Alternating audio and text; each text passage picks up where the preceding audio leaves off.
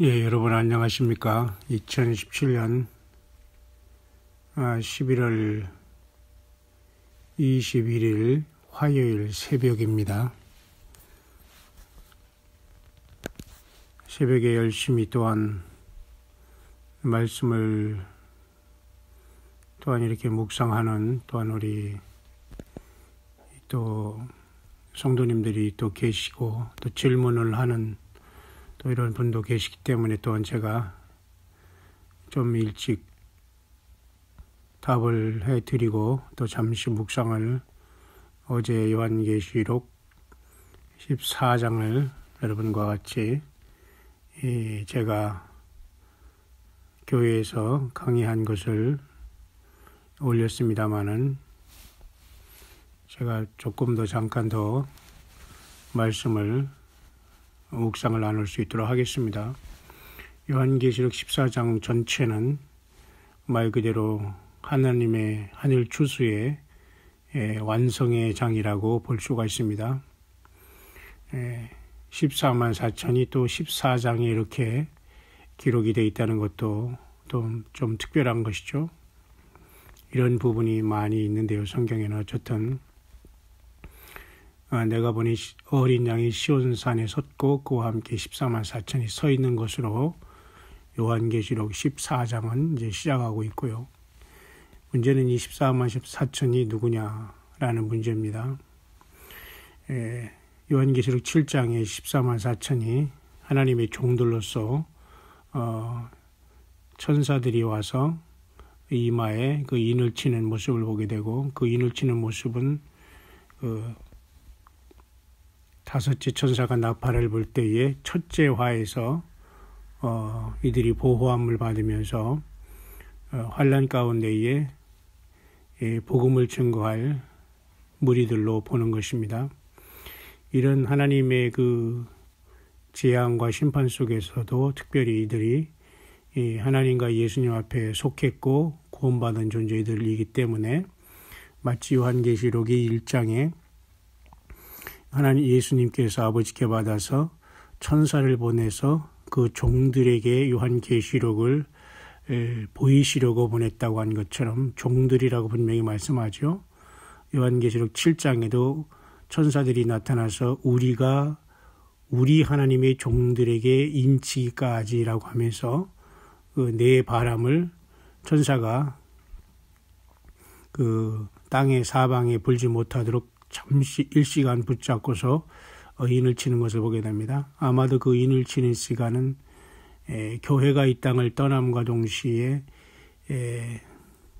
야곱의 마지막 한 일인 야곱의 대환란인 7년이 시작하는 그 직전이라고 보지 그렇게 오랜 세월을 또 오랜 시간이라고 보지는 않습니다. 그래서 바로 곧 환란이 시작되고 이 땅에 교회가 떠났기에 이 땅에 예수 그리스도를 증거할 무리들로서 이스라엘 중에서 하나님은 각 지파 중에 12,000명씩 주님께서 아시는 바 된 주님을 사랑하고 예수님 앞에 돌아온 첫 열매들로서 그들을 환란 가운데에 사명을 감당할 수 있는 그러한 사명을 또한 주셨고 그들조차 그것을 달게 받으며 어린 양이 어디를 인도하는지 따라가면서 그 사명을 완수하는 무리들이 바로 14만 4천으로 보고요. 시온산이라는 것은 과거의 다윗이 다윗성 내지는 시온산의 이스라엘 나라를 통치할 때 그 도읍을 정했던 곳이 시온산, 땅에 있던 시온산도 있었고요. 또한 이스라엘 백성들이 기다리는 천년왕국의 그 성전도 역시 시온이라고도 부르기도 합니다. 그러나 여기서 본문에서 말하는 시온산은 하늘에 있는 시온산으로서 하나님의 보좌를 나타내는 하늘 그 주님이 계신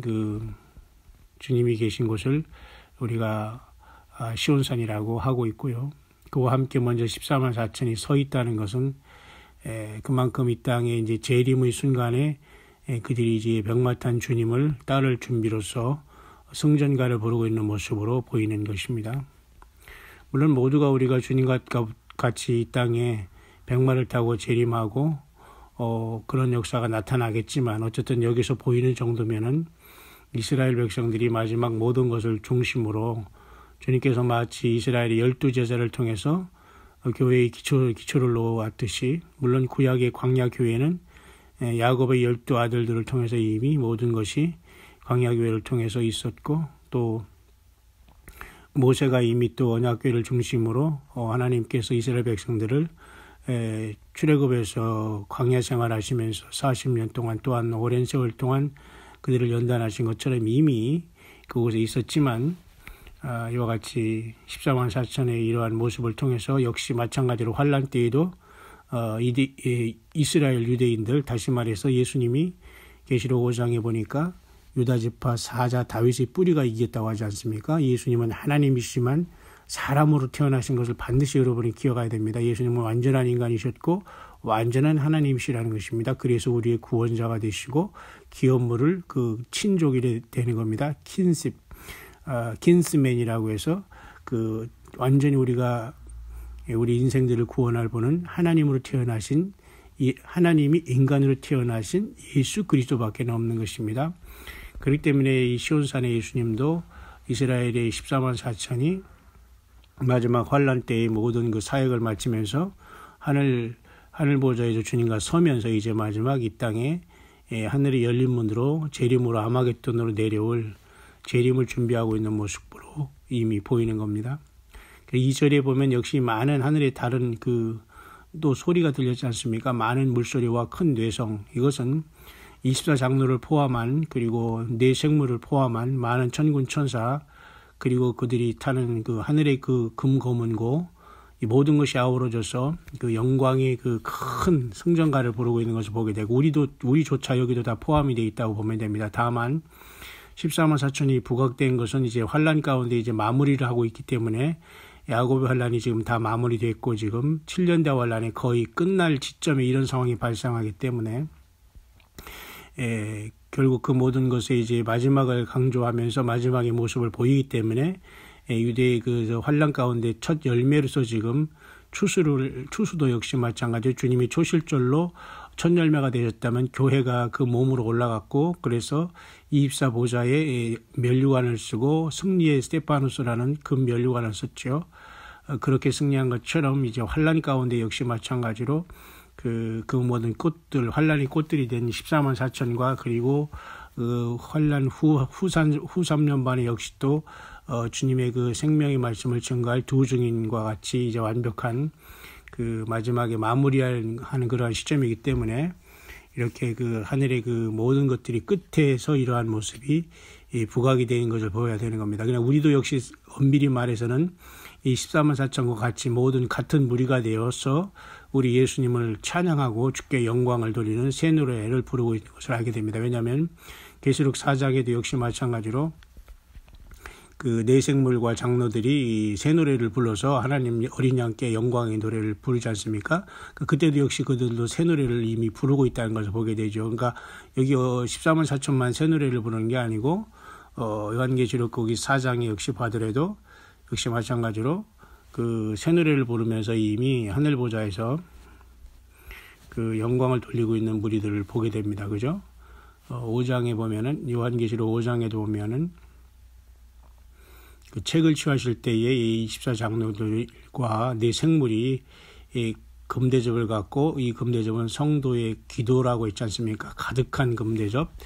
이 네 생물과 24장로들이 어린 양 앞에 엎드려서 계시록 5장에 먼저 각각 검은과 향이 가득한 금대접을 갖고, 이 금대접 안에서는 성도들이 기도가 가득한 그 금대접을 가지고 5장 9절에 새 노래를 노래하여 부르지 않습니까? 그러니까 계시록 14장에 14만 4천만 새 노래를 부르는 게 아닙니다. 우리는 그렇게 그들만 새 노래를 부르고 그렇게 생각할 수가 있는데, 이미 계시록 23장에 교회가 올라가 하늘 보좌에서 새 노래를 부르고 있는 대표로서 24장로가 보이는데요. 네 생물도 역시 같이 이곳에서 동참하면서 이 네 생물은 천사장 중에 청사장으로서 예수님의 보좌를 받들고 있는 참으로 놀라운 그런 모습을 보게 되는데요. 그래서 이미 새 노래를 이미 부르고 있습니다.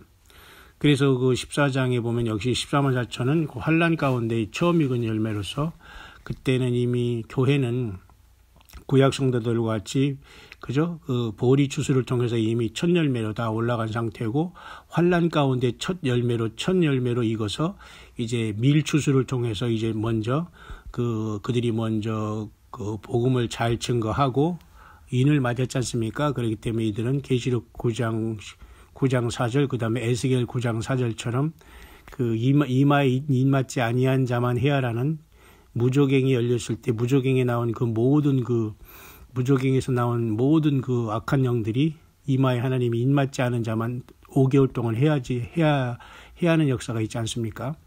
그들은 그 에스겔 9장 4절 계시록 9장 4절이 같은 9장 4절인데요. 놀랍지 않습니까? 그래서 에스겔서에는 이들은 예루살렘에 다니면서 예루살렘에 일어나는 가증한 일로 인해서 탄식하는 자들이 이제 이마에 표를 받게 되는 역사가 나타난대요. 그것을 볼 때에 계시록 7장에 이마에 맞는 24만 4천도 예루살렘의 그 쉽게 말해서 하나님의 그 거룩한 성소에 일어나고 있는 더러운 일로 인해서 탄식하다가 결국은 예수님을 믿게 됐고 아버지 하나님과 어린 양의 그 이름으로 이마에 있는 표를 받아서 저들이 교회가 떠난 다음에 환란의 큰 사역자들이 됐다는 것을 알 수가 있고 이들은 첫째 화가 열리는 다섯째 천사가 나팔을 불면서 무저갱이 열릴 때 150일 동안 5개월 동안 큰 환란 속에서도 저들이 하나님의 인을 맞았기 때문에 유일하게 보호를 받고 나머지 모든 이 땅에 남은 교회를 떠난 상태에서 이 땅에서 환란에 남은 모든 자들이 첫째 화라는 참혹한 영육간의 정신적으로 고통을 당한다. 죽음이 피해가는 고통이 피해가는 그러한 고통을 당하는 것이 첫째화라는 겁니다. 이건 상상할 수 없습니다. 여러분 어떤 사람은 이건 잠깐 무슨 아스피린 하나 먹고 넘어갈 수 있는 그러한 정신적인 고통적으로 생각하는데 그러한 착각에서는 절대 벗어나기를 바랍니다. 그런 것 자체가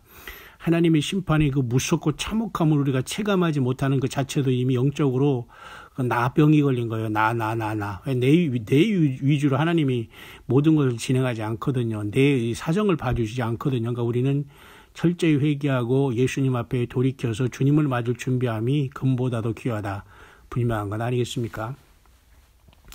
예, 그래서 여기 요한계시록 14장 2절에 하늘에서 나는 큰 소리, 이 소리들은 벌써 큰 뇌성도 같다. 특히 뇌 생물인 주님의 보좌를 둘러선 이 뇌 생물의 모습들은 항상 예수님도 큰 뇌성 같은 소리를 바라시지 않습니까? 요한계시록 10장 같은 데 작은 책을 가지고 마찬가지입니다. 예수님도 큰 그 뇌 생물도 같은 큰 뇌성과 같은 소리를 바라게 되는데요. 하나님의 보좌에 천군 천사들이 다 어우러져서 이 엄청난 그 소리가 나오는 걸 보면서 정말 우리가 상상할 수 없는 엄청난 자리가 되는 겁니다. 이러한 말씀을 듣고 깨닫지도 못하고 깨어서 주님을 기다리지 못한다는 것은 너무도 이제는 모든 게 늦었다고 보면 됩니다. 모두가 다 최소한의 자기 가정과 자녀, 자기의 그 주님이 불어준 처음 자리를 잘 지키면서 처음 사랑을 회복하면서 우리가 그 열매를 속히 맺어서 주님을 만나지 못하는 자들은 절대 이 영광의 반열에 아무리 남은 자리가 많아도 주님은 절대 부르지 않습니다. 철저한 회개와 예수님의 보혈 안에서 우리가 죄사함 받고 삶의 열매로 모든 것이 정상화돼서 주님 앞에 회개하여서 주님의 성령으로 충만하고 성령의 기름 부음이 넘치고 그래야지만 이 놀라운 자리에 스테파노스를 쓰는 멸류관을 쓴 자들이 되어서 함께 이곳에 합류해서 함께 24만 4천이 이러한 새 노래를 부르는 이 모습 속에 우리 모두가 다 함께 하늘에 아버지 앞에 우리 예수님 앞에 영광의 승리에 대해 찬양을 올리게 될 것입니다. 한 사람도 이곳에서 예외되면서 땅에 남는 자가 없기를 진심으로 바라고 그래서 이 땅에서 구속함을 받은 14만 4천인에는 능히 14만 4천인 밖에는 능히 이 노래를 배울 자가 없더라라고 말하는 겁니다. 그래서 저희가 있는 곳은 보좌와 내 생물과 장로들 앞에 서 있지 않습니까? 앞에서. 그러나 우리 어린 양 예수님께서는 in the midst of throne입니다. 다시 말해 보좌 중앙에 계신 분이 바로 어린 양 예수 그리스도 하나님 자신인 겁니다. 그러니까 우리는 하늘 보좌에서 하나님 보좌 우편에 계신 예수님은 우편이라는 것은 오른쪽 왼쪽을 얘기하는 것이 아니라 말 그대로 하나님의 권능의 자리에 핵심하에 주께서 중심에 우리 예수님께서 앉아 계시고 모든 걸 집행하시는 것을 보여주는 겁니다. 오른쪽 왼편에 앉았다는 것을 생각하면 안 됩니다. 오른쪽에는 하나님의 권능의 우편에 있다. 하나님의 아들이다. 그 모든 뜻은 하나님 자신으로 우리 예수님이 이 땅에 오셨고 그 자리에 올라가셨다는 것을 뜻하는 것이고, 성부 하나님은 영원히 빛으로 거하시기 때문에 우리가 그렇게 우리가 성부 하나님 따로 인사하고 성자 예수님 따로 인사하고 성령 하나님 따로 인사하는 이러한 식으로 그 성부 성자 성령 하나님을 생각하면 참으로 곤란한데요. 모든 것은 인자 되신 예수 그리스도, 인자로 오셨던 하나님 예수 그리스도가 모든 것의 중심에 있다는 걸 아시고, 그래서 그 앞에서 지금 14만 4천이 첫 열매로 노래를 부르는 것은 이 땅에 그 쉽게 말해서 땅에서 구속함을 받았다는 것은 7년 대환란의 야곱의 대환란에 가장 먼저 처음 익은 열매로 이들이 가장 먼저 부활했다는 걸 알게 됩니다. 어디 가운데서 여러분? 요한계시록 7장에 보면 이들이 전도를 받고 수많은 사람들이 각 나라와 족속과 백성과 나라에서 아무라도 능히 셀 수 없는 큰 무리가 올라오지 않습니까? 바로 그들도 역시 주님 앞에 올라왔지만 그들보다 더 먼저 이들은 사명 감당하고 어떤 순교를 했든지 뭐 했든지는 거기 나오지 않습니다만은, 어쨌든 이들이 갑자기 14장에 올라와서 이렇게 노래를 부르고 있는 거 봐서 가장 먼저 이들은 부활의 몸을 받고 재림을 준비하고 있다고 보면 됩니다. 그래서 이제 주님이 이제 공중으로 재림하셔 내려올 때에 그때 나머지 계시록 7장에 영혼으로 주님 앞에 모인 모든 사람들이 이제 부활의 몸을 받지 않겠나, 그렇게 보는 것입니다. 이해 가시죠? 그렇기 때문에 주님이 오심으로써 나타나는 부활의 순서는 각자가 사도 바울도 다르다고 한 겁니다. 주님이 오실 때 그에게 붙은 자요, 그죠? 그 다음에는 그죠? 그 다음에는 그 다음인이 이렇게 차례가 있는 걸로 봐서 교회는 먼저 주님 앞에 휴거를 통해서 들림으로 올라가 보좌로 갔고, 그 다음에 7년 대환란 동안에 이 사역했던 14만 사람들이 그들이 먼저 순교를 했던 어떻든 간에 하늘 보좌로 부활로 또 그들이 그 7년 대환란 동안 수없이 많은 사람들이 예수님의 보혈로 다 구원받고 흰 옷을 입고 면류관을 쓰지 않고 어쨌든 구원을 받았지 않습니까? 그들이 부활되기 직전에 먼저 이들이 그 가운데 첫 열매로 부활이 된 겁니다. 다시 말해서 그 보리추수가 아닌 밀추수, 가을에, 이해 가시죠? 보리추수는 봄추수, 가을은 밀추수인데 그 밀추수의 첫 열매로서 이렇게 환란 가운데 첫 열매가 되는 겁니다. 이해 가십니까?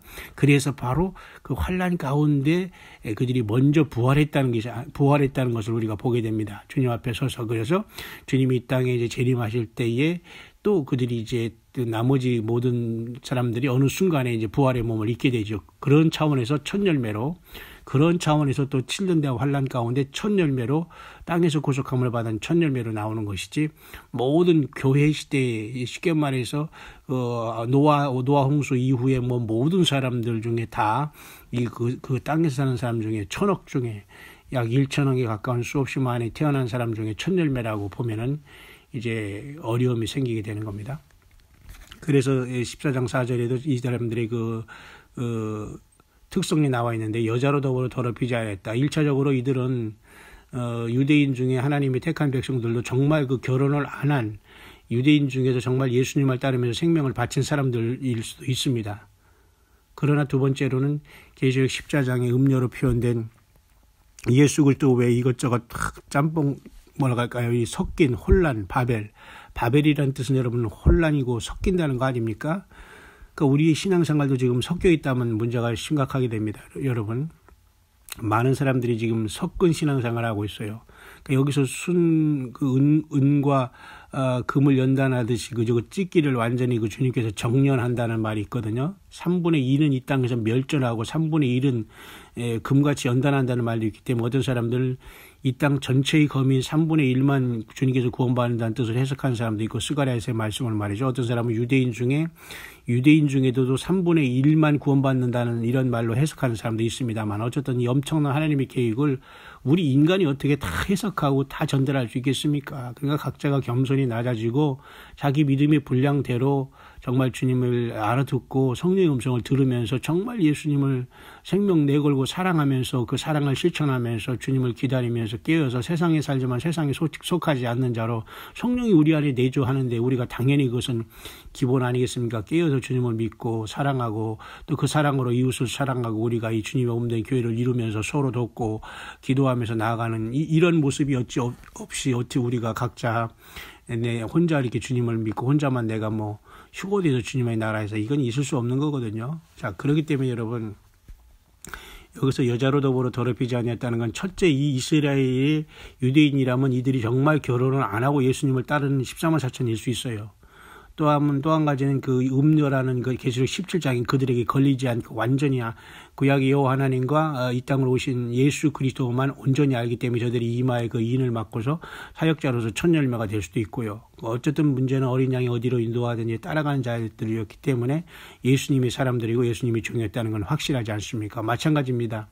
저와 여러분들도 교회로서 처음 익은 열매로 그 쉽게 말해서 보리추수의 처음 익은 열매로 환난 전에 야곱의 환난 전에 주님을 만나러 간 처음 열매로서 같은 의미가 사실은 이 계시록 10장에는 내포되어 있는 겁니다. 그러니까 우리가 여기서 배제되고 우리는 따로다고 생각하지 마시고 이 계시록 14장의 첫 열매의 사건을 통해서 주님은 이미 교회도 이미 보리추수를 통해서 예수님과 몸이 되신 예수님과 하나 된 자리 지금 24장로를 표현돼서 이미 나가 있고 그 24장로와 네 생물과 그리고 이 환난 가운데 처음 익은 열매들이 새 노래를 부르면서 재림의 시간을 마지막 이제 셋째 화가 내리기 직전에 지금 이 마지막 순간을 이제 하늘의 시온산에서 새 노래를 부르는 것으로 보고 우리도 모두가 이곳에 같이 동참하고 있는 걸 보아야 됩니다.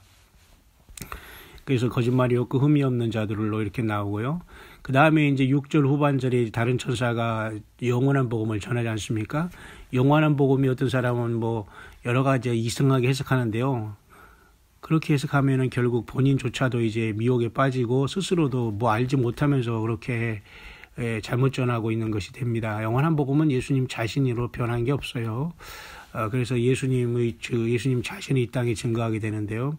그것이 바로 7, 8, 9, 11절까지 영원한 복음이 세 천사가 전하는 겁니다.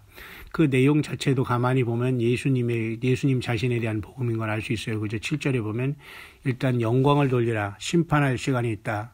그죠? 그 다음에 하늘과 땅의 물들이 근원을 만드신 이를 경배하라. 그러니까 가장 먼저 두려워하라. 하나님을. 그 다음에 영광을 돌리라. 심판할 것이다. 그를 경배하라. 이 네 가지를 말씀하잖아요. 그러니까 이 모든 말씀을 하나하나 잘 들여다보면 이 땅에 그 왕으로 오시고 그 다음에 하늘나라의 보좌에는 그죠? 사자, 소, 사람, 독수리 같은 모습이 네 생물이 지키듯이 예수님도 이 땅에 마태, 마가, 누가, 요한복음으로 오셔서 예수님의 전기가 그 복음서가 있지 않습니까? 네 복음서가 그 복음서는 첫째 마태는 왕으로 오신 예수님, 마가는 그죠?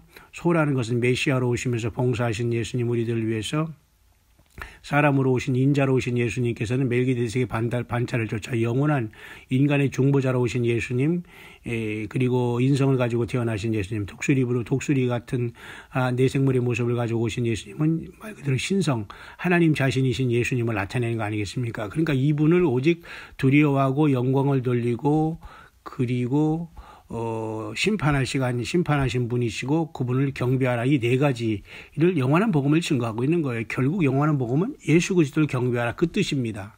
이것을 복잡하게 하는 사람들이 많은데요.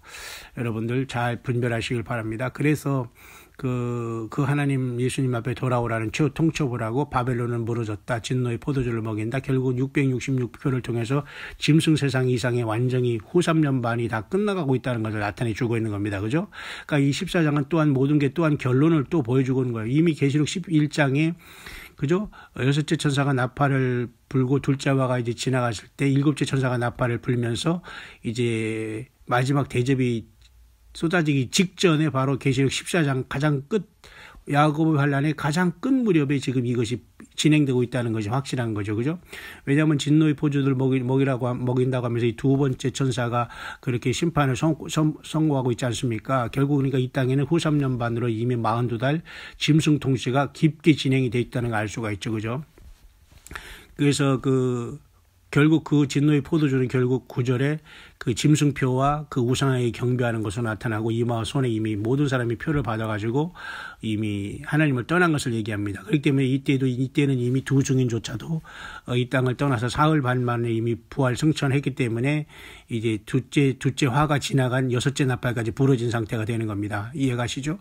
그래서 후섭년반에 완전히 이제 주님이 재림 직전에 계시록 14장 1절에 그 어린 양과 같이 14만 4천이 서 있고 이들은 바로 그 환란 가운데 복음을 전거했던 유대인이 승리자가 되는 겁니다. 이래서 이들이 환란 가운데 다시 말해서 밀추수의 첫 열매들이 되는 겁니다. 밀이라는 것은 환란 가운데 막 그 밀을 막 그죠? 막 밀을 완전히 찌고 완전히 부수고 이런 곳에서 밀이라는 건 그렇게 추수하는 것 아니겠습니까?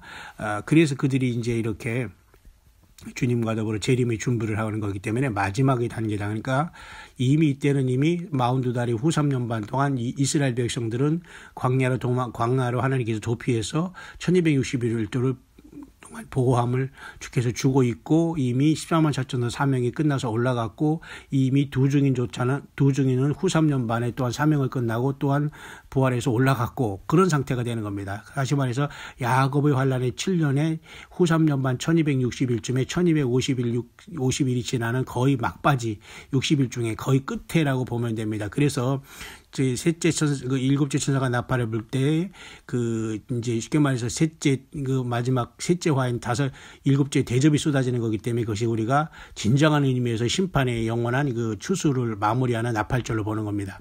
그래서 그 7월 1일 10일은 바로 속죄절 아닙니까? 그러니까 10일 동안에 셋째 화인 일곱째 대접이 땅에 쏟아 부어질 것을 얘기하기 때문에 주님께서 속죄절날 내려오신다, 재림한다 그렇게 되는 겁니다. 그러나 그 속죄절날의 날짜와 시간은 우리가 알 수가 없어요. 그러나 영적으로는 그렇게 이스라엘이 7월 10일인 1일의 나팔절 10일의 우리가 속죄절을 우리가 알지 않습니까? 그 속죄절 주님께서 재림하시면서 이스라엘이 1260일 동안 광야에서 보호함을 받고 있는 그들이 이제 구원을 받게 되고 천년왕국으로 들어가게 되는 거죠. 네. 그래서 이 셋째 천사가 이제 어린 양 앞에서 영원히 세세묵토록 불로 그죠 고난을 받는다. 불과 유황으로 고난을 받는다 하면서 666표를 이마와 그죠 짐승의 표를 이마와 오른손에 받으면 끝장이다.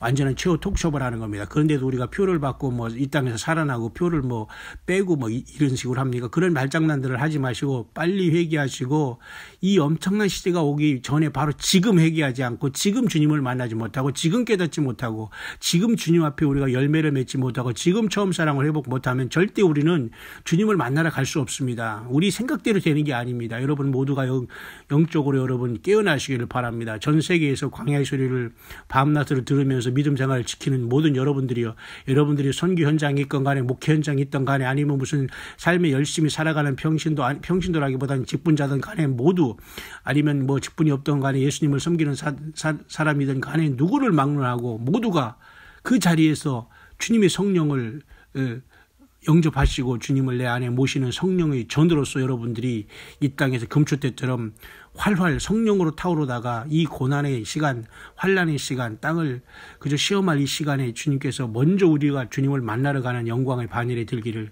정말 간절히 바랍니다. 그래서 14장 계속 보면 성도들의 인내가 여기 있나니 그랬죠.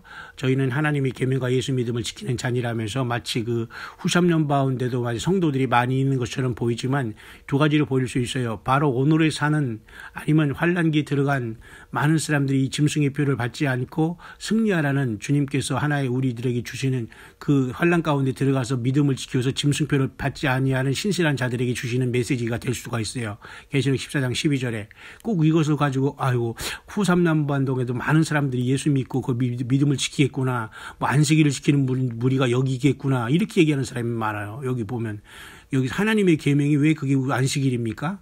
사람들이 하나님의 계명을 십계명으로만 생각해요. 그게 아니에요. 그렇게 생각하면은 결국은 잘못된 해석이 나올 수 있거든요. 그러니까 우리는 그런 것들을 다룰 시간도 없고 그렇게 엉터리로 계시록을 보면서 자기 집단을 형성하고 있는 자들과 지금 대화할 시간도 거의 없습니다.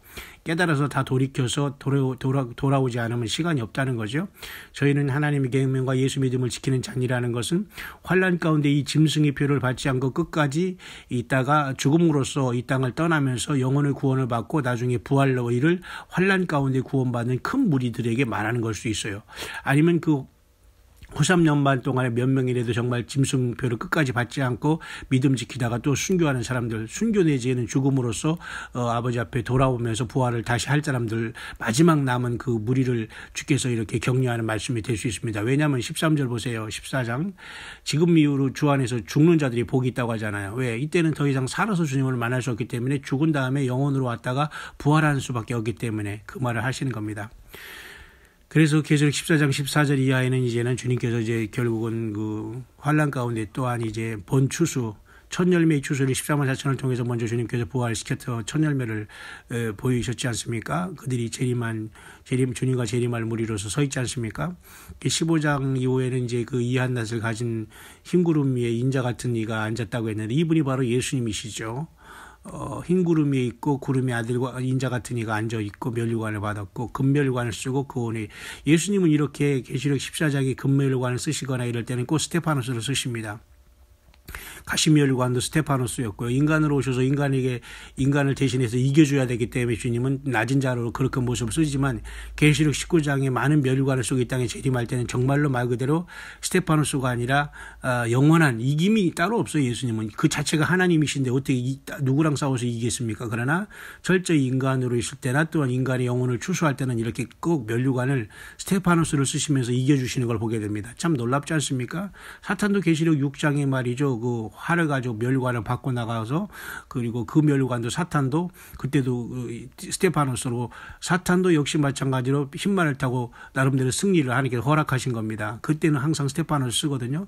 뿐만 아니라 계시록 12장과 13장에 또 이 사탄도 7머리에 7면류관이 있고 10뿔에 10면류관이 있는데 바로 이것은 또 디아데마를 써요. 다시 말하면 이 자체는 사탄을 따라가고 사탄 스스로 용으로 이 세상 신이라는 걸 하나님께서 인정해버리고 이 자를 따르는 모든 세상 사람들을 하나님이 심판하겠다는 겁니다. 그러니까 면류관에도 엄청난 이 하나님의 섭리가 있는데 어쨌든 요한계시록 14장 14절에 있는 이 흰구름 위에 앉은 분은 분명히 예수님이시고 머리에 금면류관 썼다는 것은 어쨌든 우리 인간편에서 계속 그 승리를 하시면서 지금 이 짐승표를 받지 않고 생명을 내걸고 주님 앞에 생명을 드리면서 구원을 선택한 이들에게 믿음을 선택한 이들에게 주님께서는 이한낫을 가지고 영혼을 추수하는 걸 보게 됩니다. 그게 바로 계시록 14장의 또 다른 추수의 모습인데요. 우리가 여기 있어서는 안 됩니다. 우리는 이미 보리추수를 통해서 먼저 주님과 연합한 자가 되어서 하늘보좌에 올라가서 지금 이 장면에 우리는 이 모든 것을 지금 지켜보고 있고 영광을 돌리고 있는 것이고요. 환란 가운데 빠진 사람들이 짐승표를 받지 않고 14만 4천의 전도를 듣고 많은 사람들이 계시록 7장의 그 무리들 있지 않습니까? 큰 무리들이 바로 여기 이 흰구름 위에 인자 같은 이가 이한낫을 가지고 추수하는 것이 바로 계시록 7장의 그 환란 가운데 수십억의 큰 무리들이 예수님을 믿고 예수님의 피에 옷을 씻고 나올 무리들입니다. 이들은 짐승과 그 우상에 경배하지 않았거든요. 죽었거든요. 죽음으로써 이겨버렸거든요. 여러분 여기 들어가서 죽음으로 이길 용기 있으면 여러분들이 그렇게 하시면 됩니다. 대충 예수 믿거나 아니면 대충 믿은 사람도 이때는 솔직히 생명 걸고 과연 주님을 따라올지는 모릅니다. 사탄마귀가 결코 가만두지 않거든요. 지금도 여러분 그렇게 넘어지고 쓰러지고 세상 사랑하고 있는데 이때 들어가서 우리가 죽음으로써 예수님을 믿는다고요? 그런 자체도 교만이고 그 자체가 벌써 이미 영적으로 미혹된 겁니다. 지금 아니면 기회가 없다는 걸 우리가 분명히 알고 깨어 있어야 됩니다. 모든 걸 돌이키고 처음 사랑을 회복하지 않으면 절대 구원이 없어요.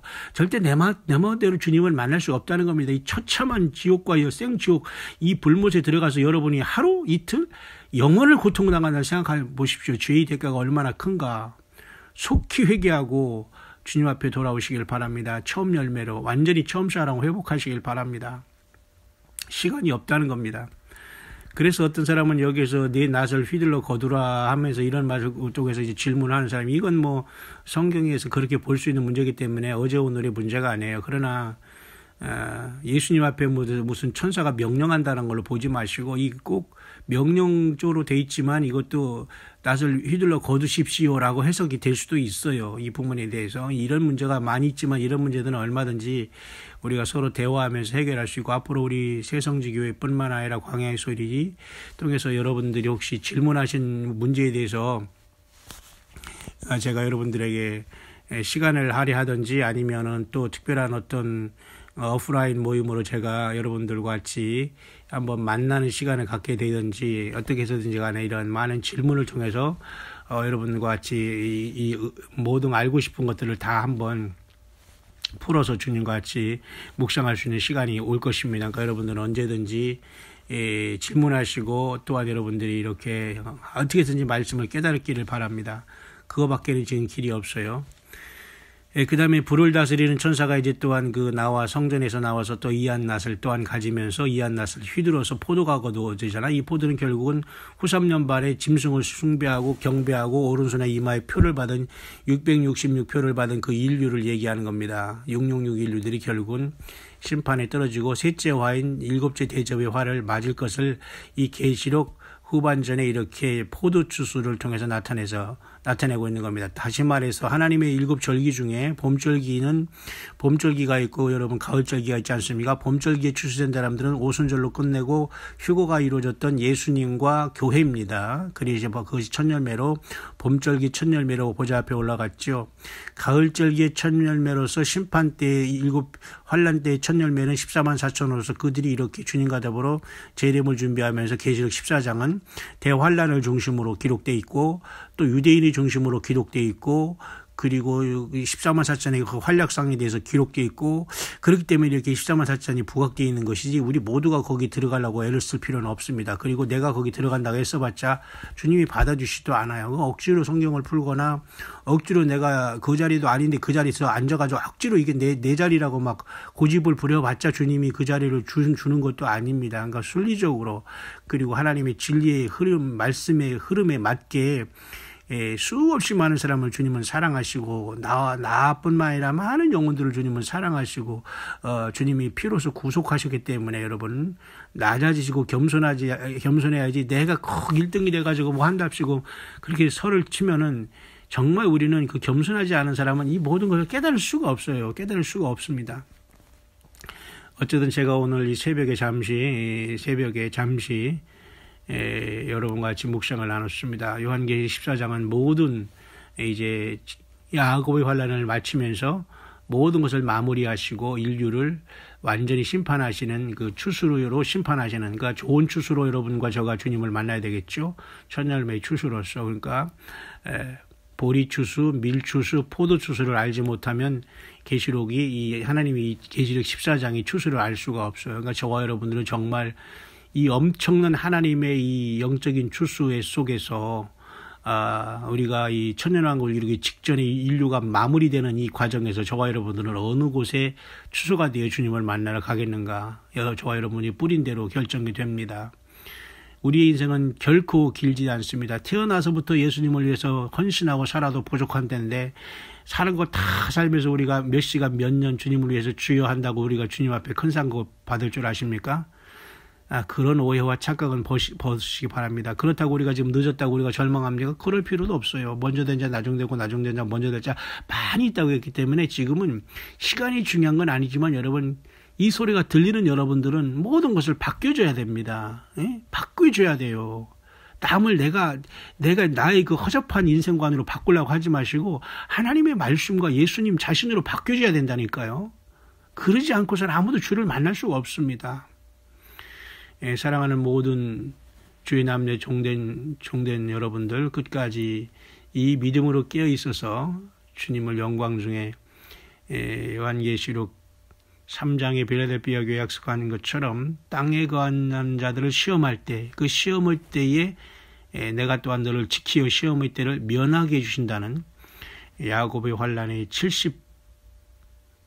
70번째 이래인 마지막 7년이 이 땅에 돌아갈 때 주님은 성령과 더불어 교회의 모든 것들을 완성하시면서 보좌로 가게 됩니다. 멸류관을 받고 다른 모든 소설을 쓰는 것에서 여러분이 속히 벗어나고 사탄의 고단수의 그 광명한 천사로 미혹하면서 이 모든 말씀을 희석시키고 이 말씀을 깨닫지 못하게 하는 모든 미혹에서 속히 벗어나 주님 앞에 돌아오기를 바랍니다. 뿐만 아니라 마지막 때까지 주님께서 그 교회에 하나님의 이름과 어린 양의 이름과 새 예루살렘의 이름을 기록한 그 무리들이 결국은 주님 앞에 다 승리의 함성으로 부름을 받고 올라가 새 노래를 부를 텐데요. 교회는 이 땅에 있는 동안 정말로 주님께서 몸과 주님의 물과 피를 상징하는 성찬을 거행하고 한 영혼이라도 더 주님 앞에 돌아오는 자들을 위해서 침례와 세례를 베풀며 우리가 주님의 몸된 교회를 계속 완성하고 이루어 나가는 이것이 없다면 교회는 교회가 아니라는 것을 분명히 알아야 됩니다. 표시가 있어요. 표시. 내가 주님의 사람이라는 표시가 있고 교회도 주님의 교회라는 표시가 있다는 겁니다. 사탄의 회가 있어요. 세상에는 사탄의 회. 그리고 사람조차도 유대인이라고 하지만 그것은 자칭 유대인이 하지만 그것도 역시 자칭 유대인이지 그것은 사탄의 회가 있다는 겁니다. 사탄의 회. 그죠? 심각한 겁니다, 여러분. 다시 한번 여러분, 요한계시록 주님이 주신 이 요한이 기록한 예수님의 계시를 우리가 그렇게 졸며 할 것 다 하고 놀며 기대와 기도 없이 바람과 기다림 없이 할 것 다 하면서 한번 심심해서 한번 들어본다는 이 정도의 가족으로는 절대 이 요한계시록은 여러분들의 귀와 영혼에 들어가지 않습니다. 생명대 걸고 예수님을 사랑하는 자, 이분들에게는 성령이 교회들에게 하신 말씀이 들어갈 겁니다. 여러분, 대충 할 일 다 하면서 내가 한번 뭐 들어보겠다 이 정도로 뜸성하면서 이런 사람들에게는 전혀 무슨 소리 하는 거 아무것도 이게 무슨 소리인가 알 수가 없어요. 여러분, 생명 내걸고 나를 사랑하신 예수님, 피를 흘려 나를 사랑하신 예수님을 버리고 무엇에 그렇게 바빠 있습니까? 끝까지 여러분, 예수님이 다시 오시고 있습니다. 깨어서 우리가 나팔을 불어야 됩니다. 나팔을 부른다는 게 무슨 뜻입니까?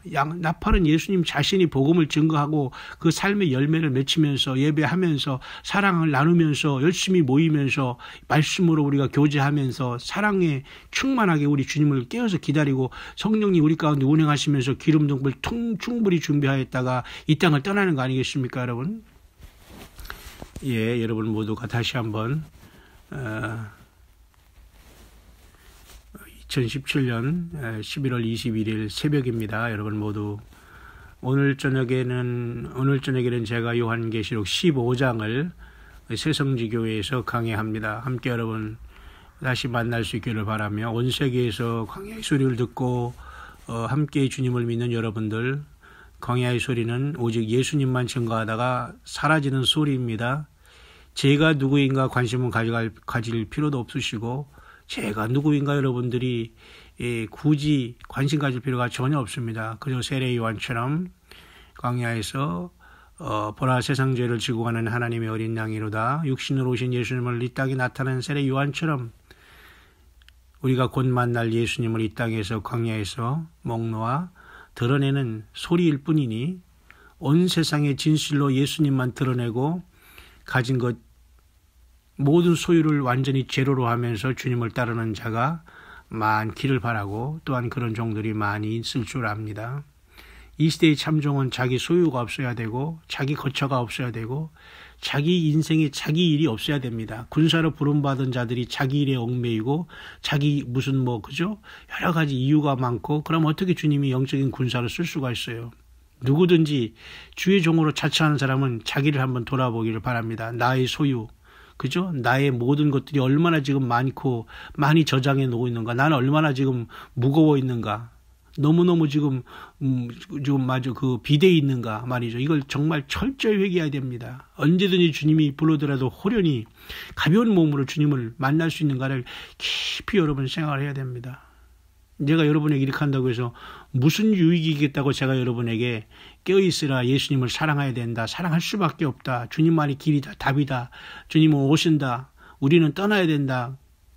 환란이 오기 전에 우리는 떠나야 된다. 이 환란이 무슨 전쟁이 오기 전에 떠나야 된다. 그런 것은 혹시 무민하는 겁니다. 전쟁이 오기 전에 떠나는 게 아니에요. 하나님께서 우리의 모든 구원을 마치고 우리를 7년 대환란이라는 마지막 이 모든 하나님의 71회의 하나님의 계획된 영원한 하나님의 경륜이 마지막 이 땅에 이제 쏟아지는 직전에 우리는 주님은 이 교회를 추수해서 떠난다는 걸 대비하라는 것이죠. 그 환란 가운데 들어가는 사람은 물론 그 속에서도 수없이 많은 무리 속에서 주님을 배신하지 않으면 구원받겠지만 결코 녹록하지는 않을 것입니다. 이렇게 현재로서는 어쨌든 편하고 이 풍성한 이 사우스 코리아의 저와 여러분이 살면서 여전히 이생의 자랑과 안목의 정욕과 육신의 정욕으로만 살아간다면 소망이 없다고 보면 됩니다. 여러분, 속히 여러분의 삶에 열심을 다해 살지만 주님 앞으로 나오시길 바랍니다. 모이기를 힘쓰는 자들이 되기를 바랍니다. 전도하기를 바랍니다. 사랑하기를 바랍니다. 회개하기를 바랍니다. 말씀을 읽고 외우고 실천하기를 바랍니다. 찬양하기를 바랍니다. 나 자신뿐만 아니라 내가 아는 영혼들을 위해서 기도해 주시길 바랍니다. 여러분, 오늘도 이 좋은 주님, 오늘 오실 수 있다는 믿음을 가지고 큰 소망 가운데 하루 여러분도 오늘도 예수님 찬양하고 사랑하고 인내하면서 우리 가운데 계신 성령님의 인도하심을 받으면서 오늘도 담대하게 승리하다가 주님께 부름받는 저와 여러분들, 그리고 여러분들의 자녀, 우리 자녀, 우리에게 맡겨진 주님의 양들 모두 함께 갈 수 있도록 여러분 끝까지 우리 주님과 더불어 동행하는, 승리하는 저와 여러분들 되기를 이 새벽 아침에 간절히 축원을 드립니다.